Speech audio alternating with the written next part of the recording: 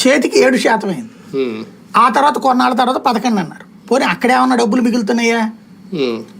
వీళ్ళకి 11% లాభం అతనికి మిగులుతుందంటే 30% అక్కడ ఎమ్మెల్యేకి ఇవ్వాల్సి వస్తుంది, ఇన్ఛార్జికి ఇవ్వాల్సి వస్తుంది, ఇంకో 10% అధికారులకి లంచాల కింద ఇవ్వాల్సి వస్తుంది, ఎక్సైజ్ వాడు.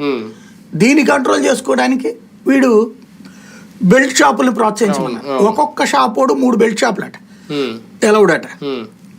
3 బెల్ట్ షాపులో 3 5 15 లక్షలు ఆడి తీసుకుని 80 లక్షలు ఇక్కడ కట్టాలి గవర్నమెంట్కి. ఇక్కడ 10% వస్తుంటే 30% అక్కడ ఇచ్చినప్పుడు ఏం చేయాలి? మళ్ళీ ఇప్పుడు ఒక కొత్త సిస్టమ్ వచ్చిందట. గోవా నుంచి మందు వీళ్ళే తెస్తాడు. ఇప్పుడు జ్యోతి వెట్టిట్లో రాస్తున్నారు చూడండి, లిక్కర్లో డబ్బులు రావట్లేదు, అది జగన్ని నాసిరకం మద్యమైన డబ్బులు ఎక్కువ వచ్చినాయి, ఇప్పుడు అద్భుతమైన క్వాలిటీ మద్యమైన హెల్త్ డ్రింక్ అయినా సరే డబ్బులు తక్కువ వస్తున్నాయి. ఏందిరా సీన్ అని చెప్పి అడిగితే చెప్తున్నది ఏంది అంటే, మామూలుగా మనకి ఎక్సైజ్ శాఖకి మందు వస్తుంది, వాళ్ళు స్టాంప్ వేసి ఆ తర్వాత ఇక్కడ అమ్ముతారు. ఇప్పుడు అది కాదు, వేరే లారీలు వస్తున్నాయి, గోవా నుంచి డైరెక్ట్గా ఈ మాఫియా నుంచి వస్తున్నాయి.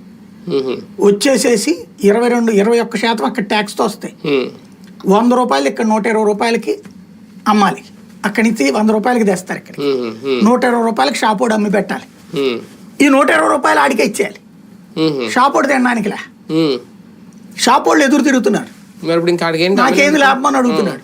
అడిగితే నువ్వు బెల్ట్ షాప్ పెట్టించావుగా అన్నారు. పైగా దాని మీద ఏంటి వీళ్ళకేం లాభం చేకూరుస్తున్నారు వీళ్ళు, దాని మీద నుండే ఎంఆర్